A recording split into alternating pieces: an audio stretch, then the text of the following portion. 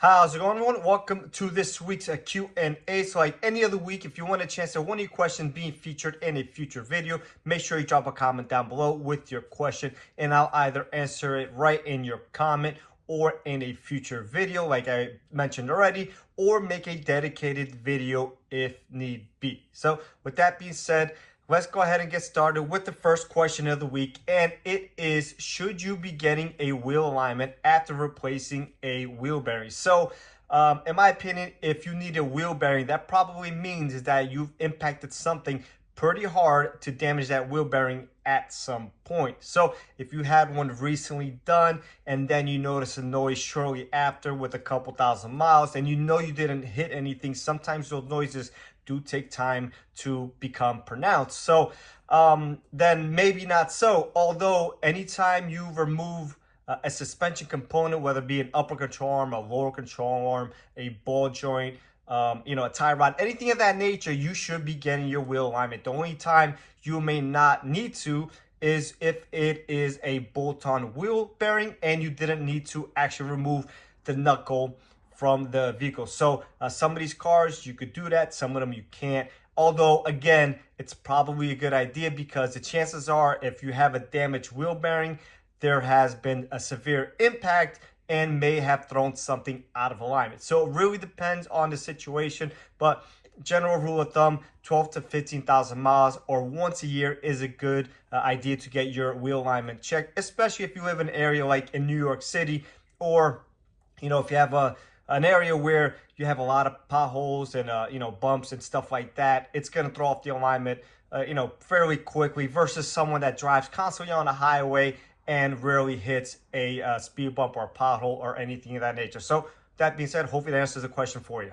Right, so the next question is, are we seeing repeat 1.5T head gasket failures? And the simple answer to that question is yes. So when we do these under warranty, Honda only allows us to do exactly what failed or anything that's damaged along the point. So it'll be just head gasket at that point. Sometimes we'll do some seals and valve cover gaskets. Obviously, that's if we're removing it and it's older, we're gonna replace it. Although they usually don't allow us to replace head bolts. So once those head bolts have been stretched and compromised already, even though they may measure within spec, they are already weakened. So chances of that happening a second and third time are very high and increased. Since they failed, let's say at 50,000 miles the first time, chances are that on the second time, they'll fail within 30 or 40,000 miles. And it's unfortunate, but we have to play by the rules on the Honda side. So if you are having one of these failures,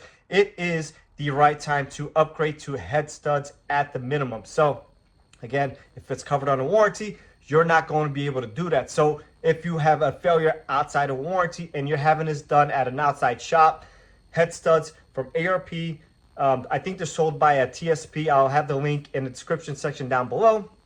And like that, you ensure the most clamping force possible. And we have seen great positive results with using aftermarket headsets. So hopefully that answers the question for you. So the next question is, should you be shopping around, getting a second quote, a second opinion? And absolutely, number one rule is you should trust your repair facility, whether that be a private repair shop or a dealer. Now, I've kind of touched base on this a little bit before, but we go into a little bit more depth. So, and just recently, I believe it was yesterday, somebody in the comment section said that they went to their local Honda dealer and have 30,000 miles, and that dealer recommended spark plugs at $1,400, which is just absolutely astronomical and highway robbery. So I told them and I advised them to get away from that dealer as far as possible. First things first is 30,000 miles, you shouldn't need spark plugs. Now, if there is a misfire or anything like that, and there's one cracked spark plug at 30,000 miles, A, it should be covered under warranty, and B, it should just be that one spark plug. Second of all, $1,400 for spark plugs is just, again, highway robbery, and that person should stay away from that repair facility. So you could shop around And I usually do, even when I do stuff for myself, like around the house, for instance. For example, when I got some trees cut down and there was 3 different quotes. I usually like to get 3 different quotes, and I went with the middle ground guy. He had all the insurance, he had everything. The other guy was just a little bit out of price range, in my opinion. And the first price, he was just way too cheap, which brings up another point. If the price is too cheap to believe, chances are they're either not using the same quality parts, or they're cheating you out of something somewhere. Maybe they're doing a time belt package and they're only doing the timing belt, not the tensioner, not the water pump. So you have to be real careful on what you're comparing. Make sure you're comparing apples to apples. Now, if you are a consistent customer with the X, facility, and you trust them, it's okay to still shop around. Now, if you want to still go ahead, let's say, for example, they are more expensive than one that you usually go to, and you're more comfortable with those, and you don't mind spending, let's say, an extra $50 or $100, as long as it's within limits and it's reasonable, but you have a great relationship with that facility, I would probably recommend spending the $50, $100, $150 extra dollars, and just stay with the facility that is honest and does good work, has a good warranty, etc., stuff like that. Again, if the price is too good to be true, if you find somebody out there doing a V6 time belt, parts and labor is included, for $600, run away from that dealer or that place or that shop, whatever the case may be, because something is going on there. They're either not replacing all the parts, or maybe they're not even doing a job at all. Who knows? But a V6 time belt goes for well over $1,000 at any dealership. So if it's like $400 or $500, that's probably not even what the parts cost from a dealership. So again, doesn't have to be OEM, but anything timing component or in the engine, I would highly recommend using OEM components only. But that is just one example out of many different scenarios that can happen out there. Again, do your shopping, do your due diligence. Maybe go on Google, Yelp, whatever. Find some reviews. Make sure that facility is honorable and reputable and stuff like that. And just go with whatever gut feeling you have it tells you inside to do. Go with that, because, again, the price is too good to be true. It probably is, for good reason. So hopefully that answers the question for you. All right, so next question is, what are some signs of a failing starter? So number one being the most obvious is you go out to your vehicle, you either push to start, or you turn the key and you hear a single click or nothing at all. And that is an obvious sign that a starter has failed. Now, that could also be some loose battery terminals, ground cable, etc. But chances are, if you hear it and click, it's going to be your starter. So number two, a weak or slow crank could also be a failing starter at that point. Again, could be a weak battery or some loose cables and stuff like that, some resistance in the cables that's not needed in there and unwanted, causing that long crank or a slow crank. So make sure you're getting your things properly checked. Make sure you're not replacing a battery for no need, or a starter when it's just a battery, etc. So another thing is, a lot of times you'll go to crank the car or the engine and you'll hear a grinding type of sound. So that means the starter in that case is probably not catching a flywheel, and you may have either a failed starter, or the teeth on the starter or ground, or the flywheel ring is also ground. So a couple different scenarios there. And last but not least, if you go start it and it starts and then you hear like an odd sound and the starter wheel is just engaged on the flywheel for just too long, and eventually that's going to burn out your starter as well. So just a couple different failures there that could happen. Obviously, the most common one is going to be you go try to start it and nothing happens. 99 out of 100 times, that's what's going to happen. Although we do see some of those other failures from time to time. So hopefully that answers the question for you.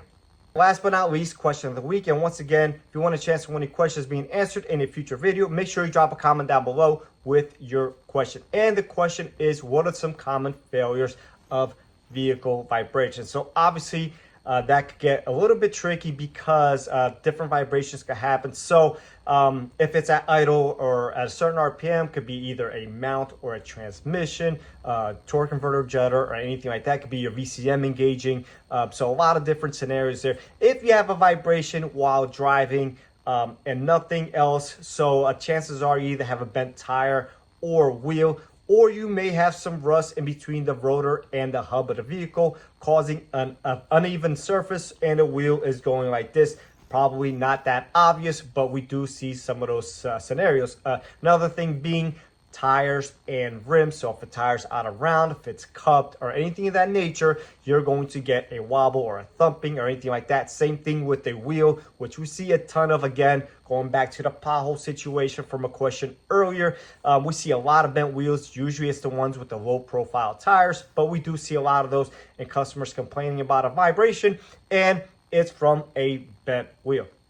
So also we can get vibrations from braking. So if you're going down a highway and you go and hit the brakes and you get a vibration in your steering wheel while hitting the brakes, or in your brake pedal, you either have warped rotors or some brake pad deposit on those rotors. And yes, they both do happen. And last but not least, if you get a vibration while cruising around 60, it's usually a wheel balancing issue. Also, you may have a sticking caliper situation, which I just had this weekend. And sometimes you'll notice it only after driving a vehicle for a while. And as the calipers heat up, they tend to start grabbing. And sometimes as they cool off, they kind of let go and release the pressure, thus making kind of an intermittent type of vibration. So a couple different scenarios there. Obviously, there could be a million different vibrations. Could be a certain road you're riding on. Could be a certain type of pavement. Sometimes they're concrete. Sometimes they're asphalt. Most times they're asphalt. Obviously, in a cobblestone road, they're gonna make a ton of noise. So don't be that person like, hey, I get a noise during while cruising down a cobblestone road. Well, that's gonna be pretty obvious. But sometimes we get some crazy complaints from customers, and it's like, well, can't really do anything. It's the cobblestone road. So, but yeah, a couple different scenarios there. So while braking, idling, driving, while accelerating, could be some axles as well. That used to be a big thing. Some of the older Hondas. So it could be a drive shaft. So you could isolate that by removing a drive shaft to the rear wheels, kind of eliminate that. We don't see too many drive shaft failures, but we do see some from time to time, usually on vehicles with higher mileage, or if the drive shaft has been impacted for some sort of reason, you went off-roading, you ran something over, and now it's got a wobble. Obviously, under acceleration and even maybe while cruising, you're going to have some vibration. So just some of the different scenarios. I could get more specific. If you want to see a full video on all sorts of types of vibrations, then drop a comment down below, and I'd be happy to make that video for everyone. That being said, I'll catch everyone on the next one.